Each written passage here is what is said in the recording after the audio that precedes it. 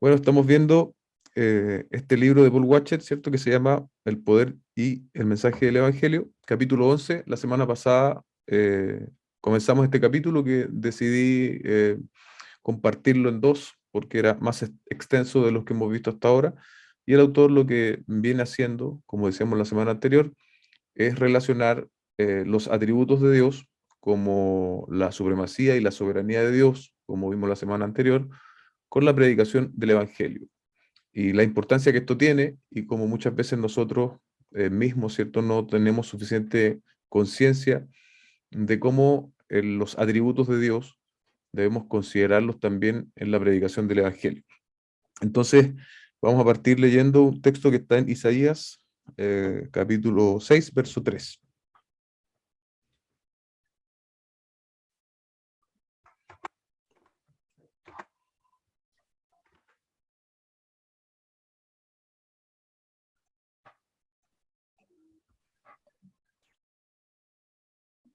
Nos dice, y el otro daba voces diciendo, Santo, Santo, Santo es el Señor de los ejércitos, llena está toda la tierra de su gloria. Amén. Y mientras José le busca Apocalipsis 4:8,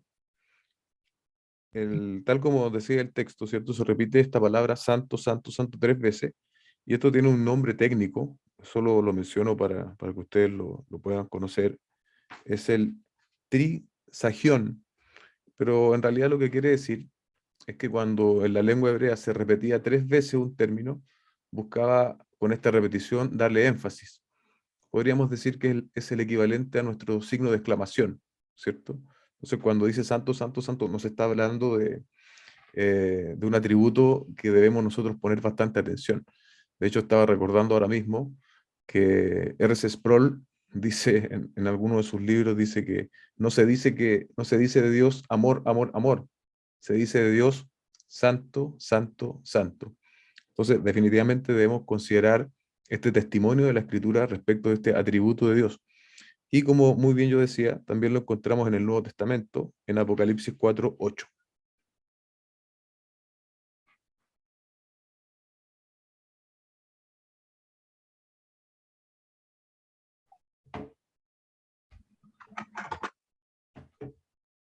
Apocalipsis 4:8 dice, los cuatro seres vivientes, cada uno de ellos con 6 alas, estaba lleno de ojos alrededor y por dentro, y día y noche no cesaban de decir, Santo, Santo, Santo, es el Señor Dios el Todopoderoso, el que era, el que es y el que ha de venir. Ahí está otra vez, ¿cierto? Entonces, ahí está el testimonio del Nuevo Testamento y en Isaías el testimonio del Antiguo Testamento respecto de la santidad de Dios. Es tan importante, queridos hermanos, entender la santidad de Dios, porque un entendimiento correcto nos va a permitir también conocer los otros atributos. La santidad de Dios, podríamos decir que afecta definitivamente todos los otros atributos. Cuando decimos que Dios, por ejemplo, es todopoderoso, definitivamente eso está también afectado por su santidad. Y no solo eso, sino que también nos permite entender acerca de Dios, acerca de nosotros mismos y acerca del pecado. Y por supuesto, acerca de la salvación y de toda la realidad. Proverbios 9:10 dice algo respecto del conocimiento del Santísimo. Eh, el proverbio dice que el conocimiento del Santísimo es inteligencia. Entonces, como a mí me gusta hacer siempre poner estos textos en la vereda contraria, el desconocimiento del Altísimo, más bien del Santísimo, esa es la palabra, va a ser necedad, ¿cierto? Va a ser necedad, va a hacer que nuestra experiencia de vida sea una experiencia pobre, porque no estamos conociendo a Dios y conociendo bien sobre este atributo tan trascendente. Y si lo entendemos mal, como decía yo recién, vamos a entender mal prácticamente toda nuestra vida, incluso como creyentes, respecto de Dios, respecto del hombre y respecto del pecado. Porque imagínense ustedes si nosotros tenemos un concepto de la santidad de Dios algo, algo tenue, algo tergiversado, algo disminuido, ¿cierto? Tenemos esa tendencia a disminuirlo. Por lo tanto, esa definición en nuestra cabeza va a hacer también que nosotros tengamos esa misma distorsión respecto del concepto del pecado. Recuerdan que ese es más o menos el capítulo 10 y el capítulo 11 hablan de esto del pecado. Entonces, cuando no entendemos a qué se refiere la santidad de Dios, definitivamente vamos a tener un concepto equivocado también del pecado y de nuestra propia naturaleza. Debiésemos nosotros entonces tener esto más claro. La palabra hebrea para santo es kadosh y significa separado, delimitado, colocado aparte, sacado del uso común. Y la palabra denota dos cosas importantes. Respecto de la santidad de Dios se refiere a su trascendencia. No sé si han escuchado ese término. La trascendencia quiere decir que Dios está por encima de toda su creación y es totalmente distinto a todo lo que ha hecho y él sustenta.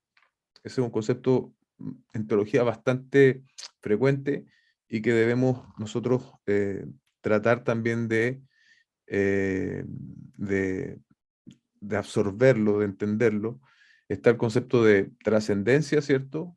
Como un Dios que es diferente a nosotros, y está el concepto de inmanencia, donde se enfatiza que Dios está cercano a nosotros. Entonces, en este sentido, la santidad se habla de la trascendencia, ¿ok? Y tiene dos distinciones esto respecto de la trascendencia. Uno, respecto de la trascendencia en términos de cantidad o cuantitativa, lo que quiere decir que Dios es más grande, y lo otro en términos de calidad o cualitativa, ¿cierto? Y ahí quiere decir que Dios es completamente diferente. En términos simples, Dios es más grande y lo otro es que Dios es diferente a nosotros, ¿ok? Solo Dios, ¿cierto? Es separado, trascendente e inaccesible. Ahí también se enfatiza ese concepto de la trascendencia. Y bueno, ese concepto, ¿cierto? Definitivamente ensombrece y hace la gran división o separación entre Dios como creador, como origen de todo, y nosotros, criaturas. No importa cuán inteligente podamos llegar a ser, no importa cuando uno piensa en lo creado, ¿cierto? En los grandes animales marinos o mamíferos, no importa cuánto poder puedan llegar a tener, hay una gran diferencia, o incluso más, es más, si uno piensa en los ángeles, ¿cierto? En esas figuras que se retratan en la Biblia, definitivamente hay un abismo de diferencia que no solo dice relación con lo cualitativo, sino con lo cuantitativo, hermano. Entonces eso es un poco lo que el autor está enfatizando acá. Y lo segundo respecto de la santidad es la trascendencia, pero ahora aplicado al concepto de lo moral, ¿sí? Dios no es solamente eh, cualitativamente y cuantitativamente diferente, sino que Dios es también moralmente diferente, tiene trascendencia en lo moral. Y aquí apuntamos directamente a su santidad, digamos, en términos de probablemente como nosotros la concebimos mejor. Dios está apartado, ¿cierto?, de todo lo profano, de todo lo pecaminoso, porque Él es impecable.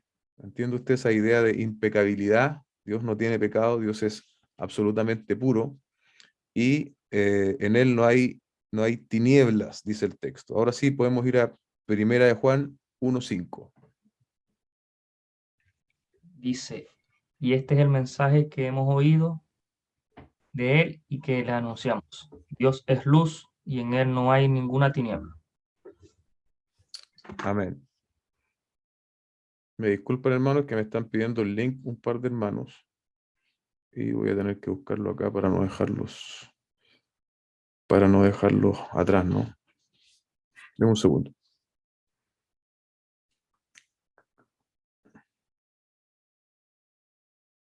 Ujú.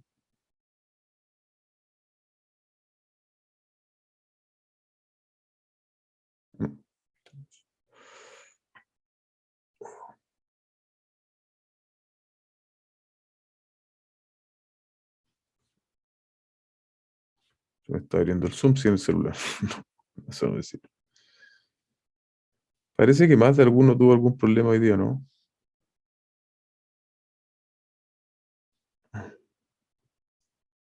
Ahí va.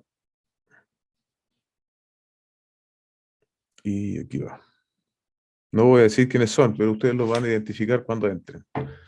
Y ahora sí volvemos. Por favor, José, repíteme el texto nuevamente para retomar la idea. Bueno, Primera de Juan 1:5. dice 1 de Juan 1:5.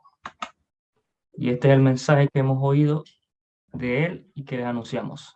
Dios es luz y en él no hay ninguna tiniebla.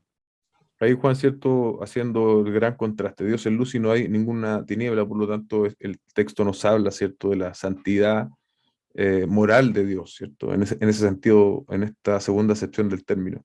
También Santiago 1:17 expresa algo similar. Dice, toda buena dádiva y todo don perfecto viene de lo alto, desciende del Padre de las luces, con el cual no hay cambio ni sombra de variación. Ahí está también enfatizado, ¿cierto?, el Padre de las luces en quien no hay sombra de variación. Aquí hay que entender, hermanos, que si bien el pecado, ¿cierto?, tiene graduaciones y consecuencias naturales, no es lo mismo robarse un lápiz que matar a una persona, y las consecuencias de ambos actos son diferentes. A Dios aborrece cualquier expresión de pecado, ¿sí? Porque su santidad, si pudiésemos expresarlo de alguna forma, es una santidad plena, una santidad absoluta. Entonces Dios no puede tolerar, Él tiene un aborrecimiento santo, ¿cierto?, en contra de cualquier expresión de pecado. Y cuando nosotros vamos entendiendo esto, créame que uno de los efectos que se provocan en nosotros es una mayor gratitud hacia Dios. Porque cuando vamos conociendo de que no es solo pecaminoso esas cosas horrendas que vemos en la televisión, sino que también mis pensamientos lo son, esos pensamientos que nadie más conoce, también son pecado delante del Señor. Y eso de forma directa, hermanos, exalta aún más la obra de Jesucristo mediante la redención. Así que conocer de esto no es solo teología, no es solo conocimiento sin aplicación, es sumamente importante cuando el Espíritu Santo nos empieza a abrir los ojos respecto de nuestro pecado. Eso comienza a nosotros provocar un sentimiento, una condición de mayor humillación, y terminamos también dando más gloria al Señor por su obra. Así que esto no es solamente definiciones, no es solamente eh, definiciones teológicas lejos de la realidad, no, debemos encontrar implicaciones serias respecto de esto, porque definitivamente Dios es un Dios absolutamente santo. Y dice el autor acá, el Señor Jesucristo insistió en el Evangelio, perdón, lee José Luis Santiago 1:13 también. Santiago 1:13, que nadie diga cuando es tentado, soy tentado por Dios, porque Dios no puede ser tentado por el mal y él mismo no tienta a nadie. Ahí está, ¿cierto? Hablando de la santidad de Dios, ese texto, Dios no puede tentar a nadie. Y leamos también Isaías 6:5, hablando de los hombres que tuvieron experiencias cercanas con Dios. Isaías lo expresa muy bien. Leamos, por favor, Isaías 6:5. Dice, entonces dije, ay de mí, porque perdido estoy, pues soy hombre de labios inmundos y en medio de un pueblo de labios inmundos habito, porque mis ojos han visto al Rey, el Señor de los ejércitos. Ahí está, ¿cierto? Esta experiencia con la santidad de Dios, el profeta dijo, ay de mí, muerto soy. Y pues, yo siempre que leo estos pasajes, uno considera, ¿cierto?, a los hombres que hoy dicen que hablan con Dios, que uno ha escuchado tantas cosas, personas que dicen que hablan con Jesucristo en su, en su sillón. Y cuando uno ve a los hombres que tuvieron una experiencia cercana, ¿cierto?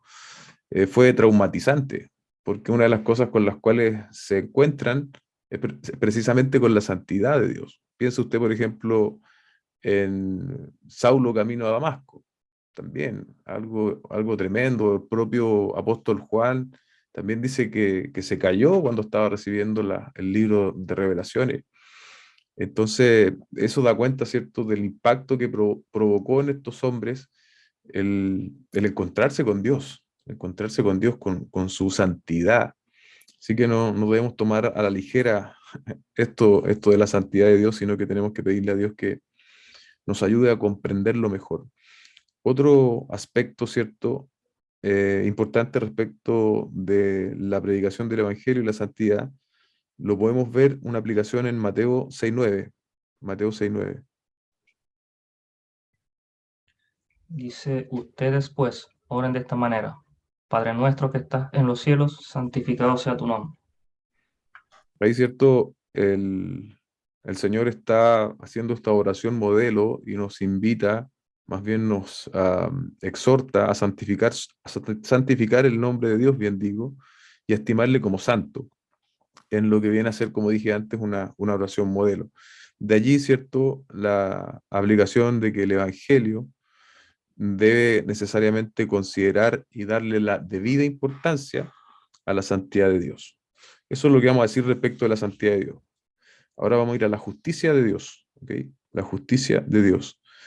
La palabra hebrea, esto no es para que usted se lo memorice, pero para que tenga también una mayor base de lo que estamos hablando. La palabra hebrea para referirse a justicia es sadik, y el término griego, en el caso del Nuevo Testamento, ¿cierto? Es dikaios. Y ambos términos, tanto en el Antiguo como en el Nuevo Testamento, lo que denotan es rectitud, lo correcto y la excelencia moral de Dios. Según la Escritura, ¿cierto? Las Escrituras, la justicia de Dios no solamente es algo que Él decide hacer o ser o hacer, sino que su justicia es eterna, es inmutable, no cambia. Dios es eternamente justo, tal como podríamos mencionar lo mismo respecto del atributo que veíamos recién. Dios es eternamente santo. Él es un Dios de verdad que no retuerce el derecho. Leamos Salmos 7:9 y Salmo 119, 142. Salmo 7:9. Que se acabe la maldad de los impíos, pero establece tú al justo, porque el Dios justo prueba los corazones y las mentes. Ahí está, Salmo 7:9. No, el otro no lo lea, hermano, me estoy dando cuenta que no te lo coloqué acá, así que no te preocupes. Leamos Deuteronomio 32:4. Dice, la roca, su obra es perfecta, porque todos sus caminos son justos, Dios de fidelidad y sin injusticia, justo y recto es Él. Ahí, cierto, el salmista nos está definiendo respecto de este atributo de su justicia y cómo definitivamente afecta todo lo que Dios hace, ¿cierto? Leamos también Salmos 89:14. Dice, la justicia y el derecho son el fundamento de tu trono, la misericordia y la verdad van delante de ti. Ahí está la palabra trono, ¿cierto? Es decir, que Dios ejecuta su gobierno con justicia. También nos habla de eso el texto. Y Salmos 9:7 al 8. Dice, pero el Señor permanece para siempre, ha establecido su trono para juicio y juzgará al mundo con justicia, con equidad ejecutará juicios sobre los pueblos. Ahí está ese último concepto, ¿cierto? De cómo Dios finalmente va a ejecutar juicio y evidentemente no lo va a hacer en contradicción con este atributo de la justicia. Y bueno, con base, ¿cierto? Dice acá el autor, con base a estas verdades tenemos garantías de que cuando Dios juzgue a todos los hombres, Él no va a inclinarse, ¿sí? No va a inclinarse, sino que va a hacer un juicio con justicia. Estas noticias, ¿cierto? Relacionadas con la justicia de Dios tienen dos aspectos, hermanos. Probablemente en un sentido, cuando hablamos de la justicia de Dios, nos damos cuenta de que bueno que Dios sea justo, porque usted imagínese si Dios, un Dios omnipotente, fuese injusto, ¿sí? Hemos conocido a través de la historia de la humanidad líderes con poder injustos, por citar a uno, no sé, Hitler, ¿cierto? Y vimos la debacle que él provocó.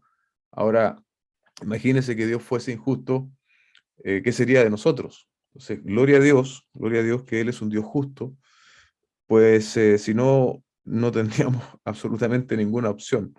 Ahora, esta misma justicia también nos pone a nosotros en problemas, ¿cierto? Porque aquí hay algo interesante que el autor coloca. Dios es justo y en eso estamos de acuerdo, ¿cierto? La primera premisa es que el creador y soberano del universo es justo y bueno. Primera premisa. Segunda premisa, un Dios justo y bueno se opondrá y traerá juicio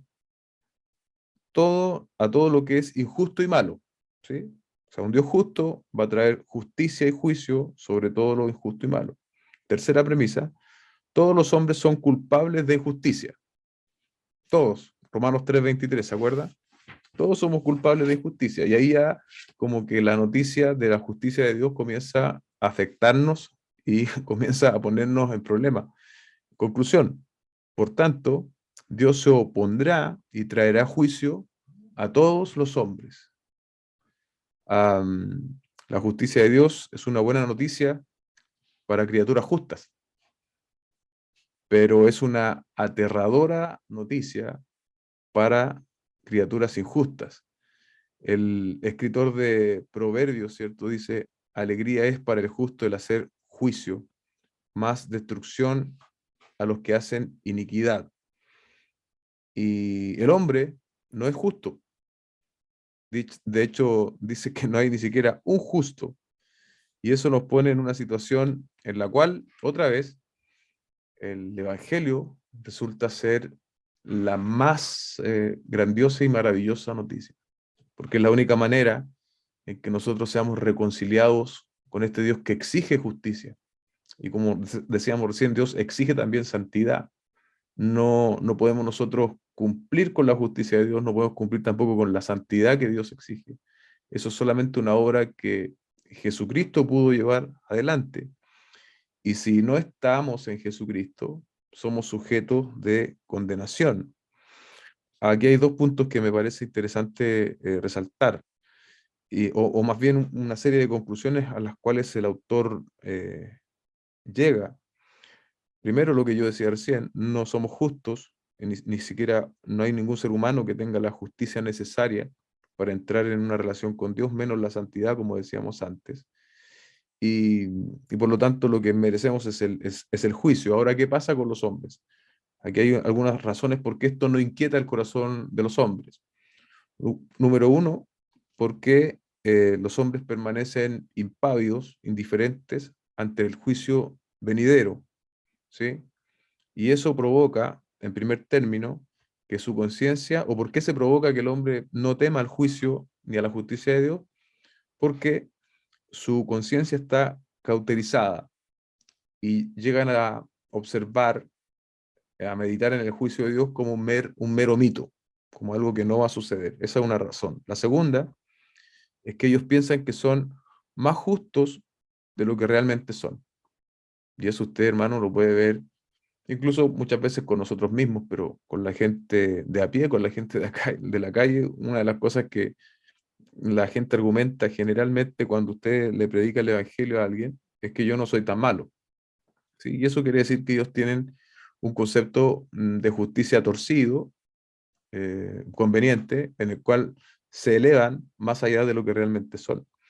Lo tercero, la tercera razón, es que piensan que Dios es menos justo de lo que Él es. Y esto es interesante, porque hay muchas personas que piensan que, bueno, Dios es tan bueno que finalmente va a ceder a su justicia. No va a aplicar esa justicia, no va a aplicar ese juicio, porque Dios es tan benevolente y esto, hermano, es prédica en muchos lugares, donde usted sobreenfatiza el amor y lo sobreenfatiza de manera equivocada, ¿cierto? Vamos a ver el amor ahora en el siguiente punto. Eh, lo enfatiza más bien de, ¿cómo decirlo? Con un enfoque tipo Hollywood, ¿cierto? Un enfoque absolutamente equivocado y no escritural. Eso hace que la justicia de Dios y el juicio de Dios salgan absolutamente del panorama. Porque si yo estoy pintando, retratando un Dios que es lleno de amor, entonces no logro concebir ese amor que ese mismo Dios va a traer juicio. Y ahí, bueno, se cae en universalismo, se cae en muchas equivocaciones doctrinales que tal vez lo más grave es que atentan contra Dios mismo y su atributo y lo que Él nos ha revelado en la Escritura. Y bueno, lo cuarto nos compete tal vez respecto de por qué los hombres, ¿cierto?, permanecen impávidos frente al juicio de Dios, es porque nosotros, acá dice el púlpito, pero yo quiero hacerlo más extensivo, no solo el púlpito evangélico, sino nosotros los evangélicos mismos, quienes predicamos a Cristo, no lo proclamamos con claridad. Es es un poco raro que en las iglesias evangélicas en general, no quiero decir que todas, pero que se hable del juicio de Dios. Son temas de los cuales los predicadores no quieren hablar, porque no son cosas que la gente quiera oír. Sin embargo, son asuntos escriturales que son componentes elementales de la predicación del Evangelio. Aquí también hay un análisis bastante interesante respecto de lo que nosotros hacemos muchas veces, cuando, por ejemplo, vemos gobiernos corruptos o personas que están en situaciones de poder y se corrompen, protestamos, ¿cierto? Y señalamos con el dedo esas, esas corrupciones. Sin embargo, nosotros, hermanos, no somos tan distintos. Tal vez cambie el grado de nuestra corrupción, pero no somos muy distintos. Recuerde que todos estamos en Romanos 3:23, todos estamos lejos de la justicia, estamos lejos de la gloria, dice el texto de Dios. Y solo cambia el grado, así que tenemos que ser bastante honestos, ¿cierto? Al momento de considerarnos a nosotros mismos justos, porque la única justicia que sirve, la única justicia que es útil, es la justicia perfecta que nosotros no tenemos, justicia perfecta que solo se encuentra en la persona de Jesucristo. Leamos Mateo 7, 3 al 4.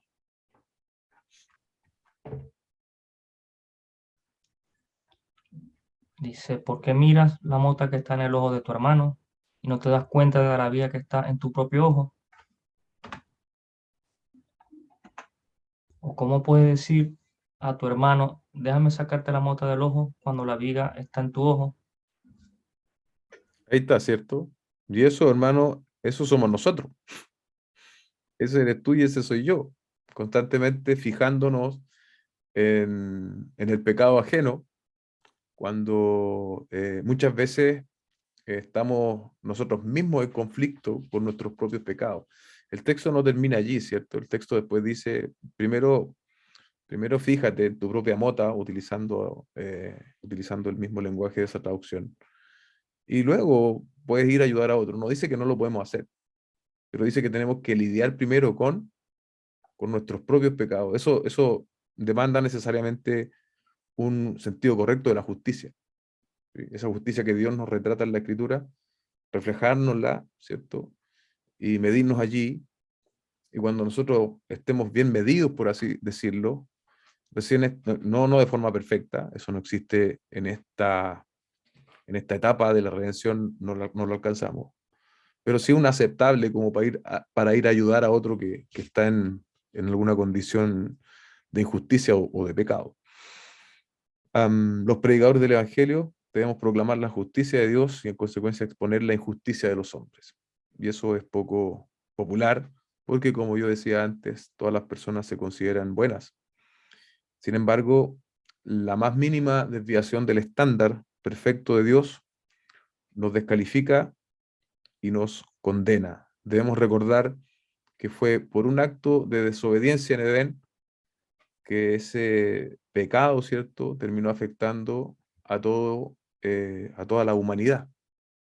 Entonces, debemos también ahora, somos hijos, ¿cierto?, de esa condenación en Adán, redimidos en Cristo, pero también tenemos nuestras propias injusticias, nuestros propios pecados, pecados que necesariamente deben ser, hermanos, am, no digo que enrostrados a las personas, pero debemos pedirle gracias al Señor, de manera de exaltar la justicia, Si exaltamos la justicia del Señor al momento de predicar, créame que eso, por contraste, va a producir en las personas que ellos se sepan como el Señor los describe, injustos, pecadores. Así que es, como ustedes pueden ver, esto de la justicia de Dios también muy importante. Para terminar esto de la justicia, leo literalmente dice, si un hombre busca una relación con Dios, entonces Dios demanda solo una cosa de él, que tenga una vida de absoluta perfección moral, sin errores o fracasos, cada momento de cada día de su vida. Lo vuelvo a leer.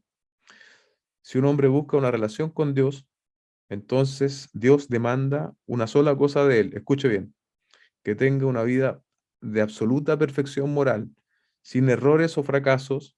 Y aquí viene cada momento de cada día de su vida.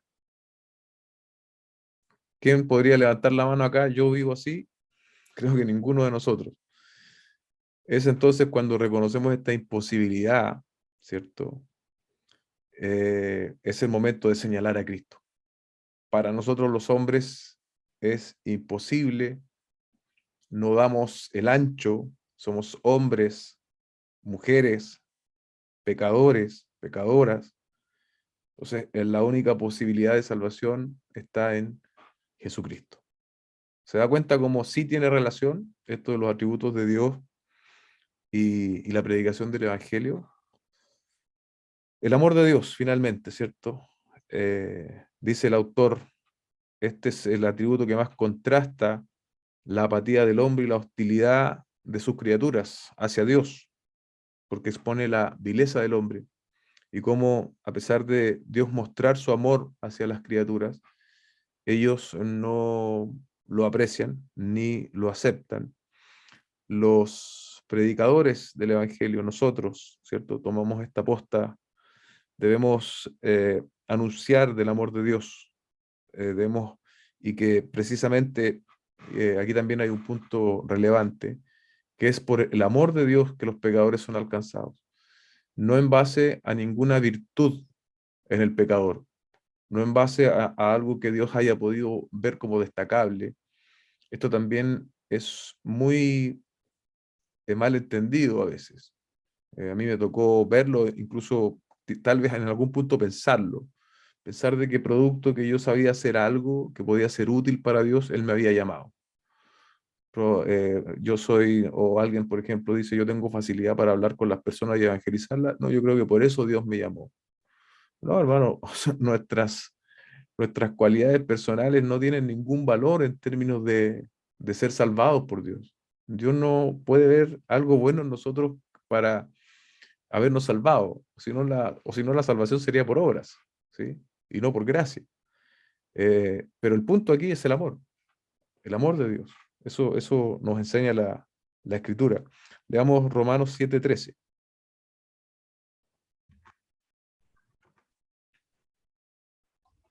Dice, entonces, ¿lo que es bueno vino a ser causa de muerte para mí? De ningún modo, al contrario, fue el pecado a fin de mostrarse que es pecado al producir mi muerte por medio de lo que es bueno, para que por medio del mandamiento el pecado llegue a ser en extremo pecaminoso. Romanos 7:13. Bueno, ahí está hablando del pecado y también está hablando del uso correcto de la ley, ¿cierto? Y ese capítulo 7 es muy estudiado, tiene muchos comentarios ese capítulo porque expone precisamente esa batalla del creyente ya estando en Cristo, ya estando en la fe, y cómo tenemos muchas veces esta lucha constante, ¿cierto? Expone la vileza del hombre y muestra que el pecado es extremadamente pecaminoso, pero gloria a Dios por nuestro Señor Jesucristo. El hombre, ¿cierto?, debe entender que el amor de Dios es mucho más que una actitud, una emoción o una obra, sino que es parte de su naturaleza, ¿sí? De hecho, Dios no solo ama, como muy bien lo sabemos, sino que Dios es amor. Leamos 1 Juan 4:8 y 16. Dice, el que no ama no conoce a Dios, porque Dios es amor. Y el 4:16 dice, y nosotros hemos llegado a conocer y hemos creído el amor que Dios tiene para nosotros. Dios es amor, y el que permanece en amor permanece en Dios, y Dios permanece en él. Ahí está, ¿cierto? No solo menciona que Dios es amor, sino como un atributo comunicable. Se espera que nosotros los creyentes también lo manifestemos. Otro asunto respecto del amor es que el amor nos permite mostrar la benevolencia de Dios. Nos permite mostrar cómo Dios, siendo un Dios santo, justo como veíamos anteriormente, trascendente, pero también es inmanente. Tal vez el amor muestra eso, ¿cierto? El amor nos permite hablar de un poco la inmanencia de Dios, cómo Dios se acerca al hombre. Recuerda ese pasaje de predicación a la calle, Juan 3:16, porque de tal manera amó Dios al mundo, que ha dado su Hijo unigénito para que todo aquel que en él cree no se pierda, mas tenga vida eterna. Es un pasaje que yo lo repetía y me lo sabía, pero en el cual muchas veces no lo meditamos lo suficiente. ¿Sí? No lo meditamos suficiente. Es en razón del amor, queridos hermanos, que Dios nos ha salvado. Y debemos nosotros apreciar profundamente eso. Una disposición, ¿cierto?, a el bienestar, al bienestar del hombre. Leamos Salmos 145:9. Dice, el Señor es bueno para con todos, y su compasión sobre todas sus obras. Mateo 5:45. Para que ustedes sean hijos de su Padre, que está en los cielos, porque Él hace salir su sol sobre los malos y buenos, y llover sobre justos e injustos. Ahí está, ¿cierto? Santiago 1:17. Son textos que hablan más o menos de lo mismo. Santiago 1:17.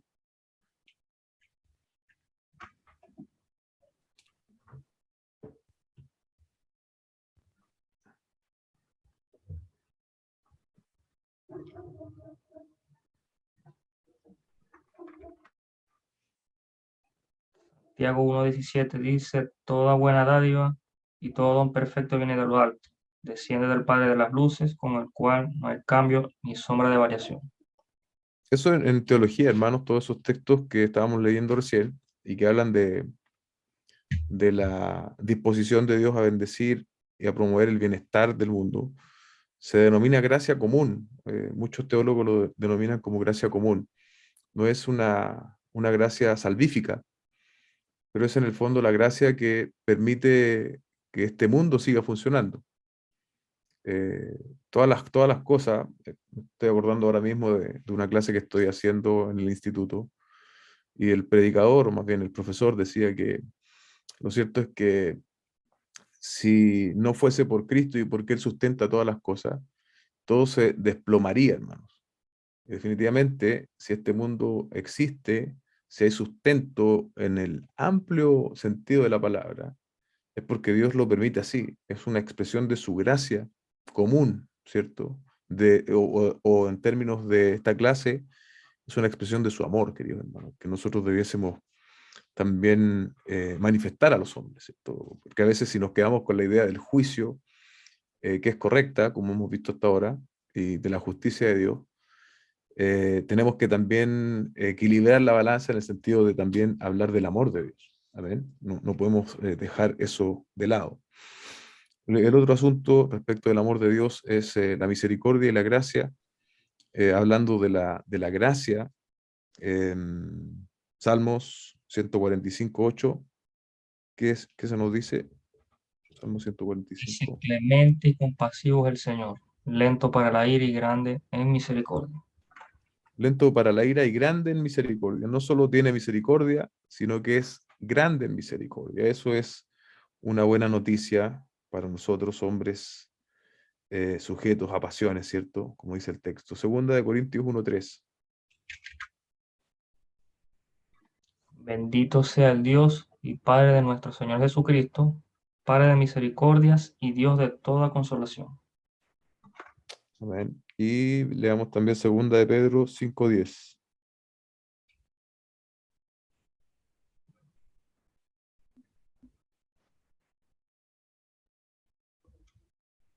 y después de que hayan sufrido un poco de tiempo, el Dios de toda gracia que los llamó Primero.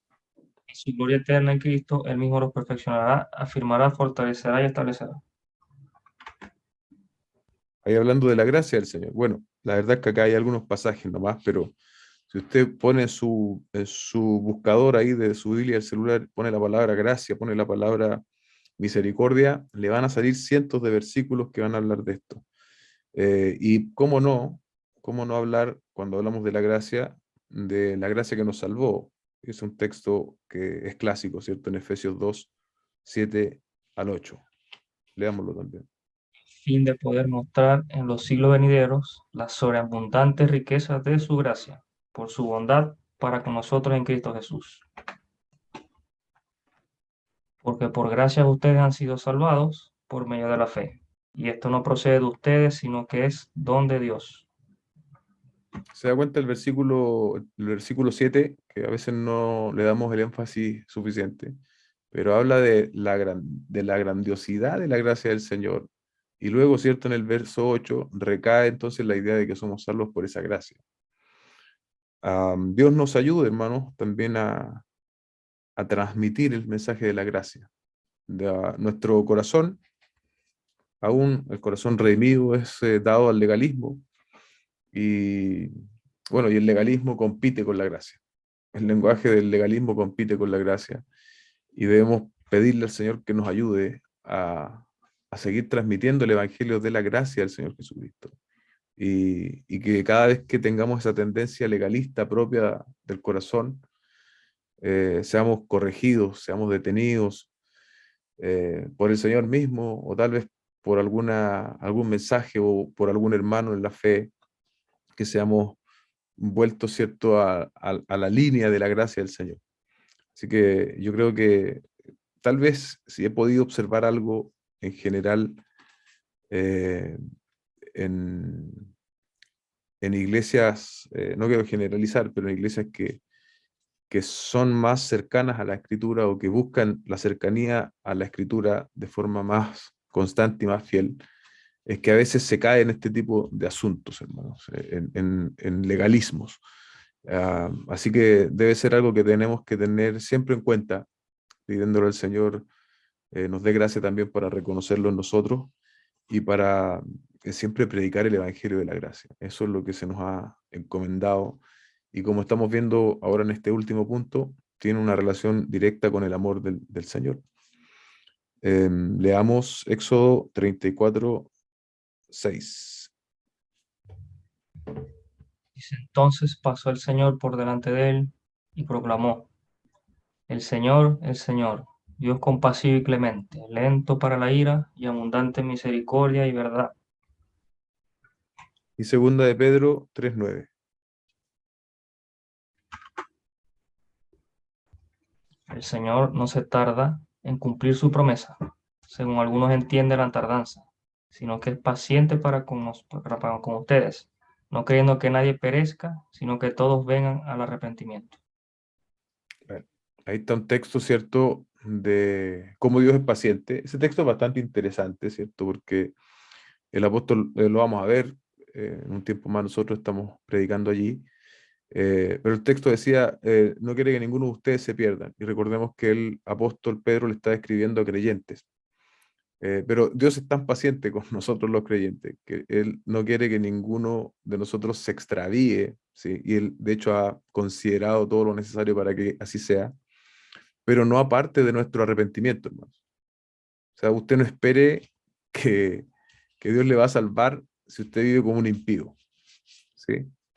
Definitivamente, si Dios le ha salvado, su corazón, su vida espiritual ha sido regenerada y vamos a caer. Eso es una verdad, vamos a pecar en más de alguna oportunidad.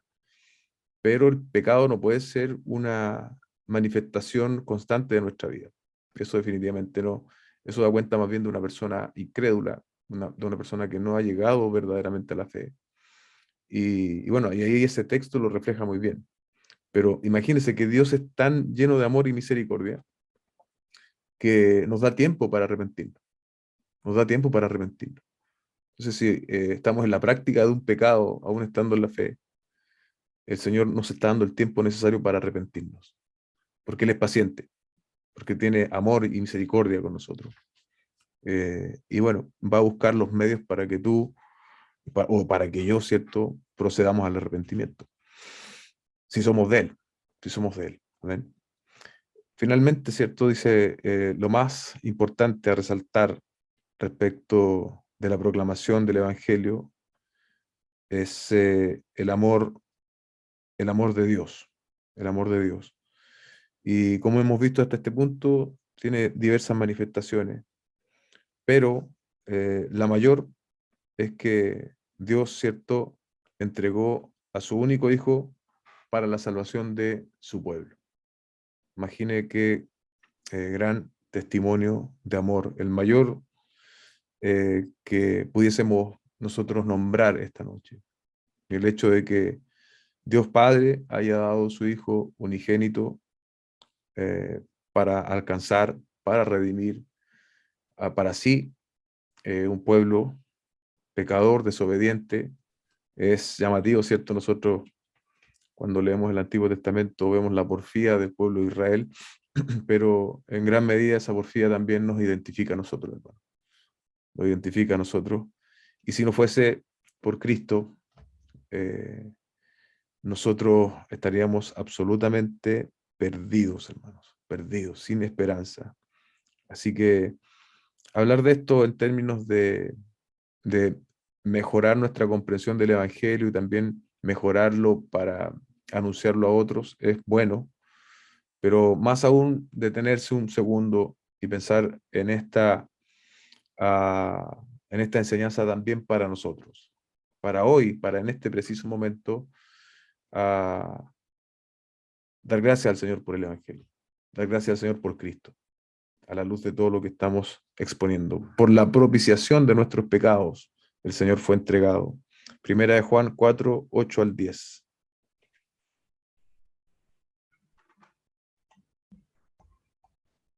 Nuevamente dice, el que no ama no conoce a Dios porque Dios es amor. Ujú. En esto se manifestó el amor de Dios en nosotros, en que Dios ha enviado a su Hijo unigénito al mundo para que vivamos por medio de él. En esto consiste el amor, no en que nosotros hayamos amado a Dios, sino que Él nos amó a Mm. nosotros y envió a su Hijo como propiciación por nuestros pecados. Amén, amén. Romanos 5, 6 al 8. Porque mientras aún éramos débiles, a su tiempo Cristo murió por los impíos, porque difícilmente habrá alguien que muera por un justo, aunque tal vez alguno se atreva a morir por el bueno. Ahí Pero estábamos. Dios Mm, demuestra su amor para con nosotros, que aún siendo aún pecadores, mm. Cristo murió por nosotros. Dígame si no son maravillosas noticias, hermano. Esa éramos nosotros. Ese eras tú, hermano. No voy a nombrar a nadie porque para que no se sienta aludido, pero ese era yo, un impío, un pecador, que sin la intervención de Dios no tendría esperanza. Tal vez podría irme bien en la vida, pero sería solo eso, solo un paso por esta vida de cierta regularidad, pero no tendría vida espiritual, no tendría comunión con Dios, no podría apreciar las cosas como las aprecio hoy día, hermano. Es maravilloso, hermano. Medite en esto, medite en estos pasajes. Por eso hemos querido tomar pasajes del texto, no solo dar las ideas del autor, sino que los mismos pasajes vayan en nosotros imprimiendo esta realidad del Evangelio, haciéndonos meditar nuevamente en ella y renovando, ¿cierto?, esa expectativa que el Evangelio debe despertar en nosotros. Una expectativa de adoración, de gratitud, eh, de, de querer entregarle más al Señor, etcétera, hermano. Entonces, me faltan un poco las ideas para tratar de decirle lo que quiero expresar, pero una vida de gratitud por la obra tan maravillosa que el Señor ha hecho. Y bueno, en este asunto del amor es tremendamente interesante y necesario que también lo enfaticemos. Todo pecado es fundamentalmente y finalmente malo, porque es cometido contra Dios. Eso lo veíamos hace un par de capítulos atrás, que es infinitamente bueno, quien es digno de todo amor, devoción y obediencia. ¿Se da cuenta? O sea, Dios es digno de amor, devoción y obediencia. Nosotros, cuando estábamos lejos del Señor, le dábamos precisamente lo contrario. Nuestro corazón era rebelde en contra de Dios. Mientras más presentamos a este Dios con nuestra predicación, más hombres verán la magnitud de su pecado y de su gran necesidad de salvación. En otros términos, hermanos, mientras nosotros seamos más fieles a la revelación de Dios, de sus atributos, hablando de este capítulo 11, de lo que Dios es, ¿cierto? Y lo proyectamos en la predicación del Evangelio, definitivamente seremos más efectivos, seremos mejores instrumentos en las manos del Señor.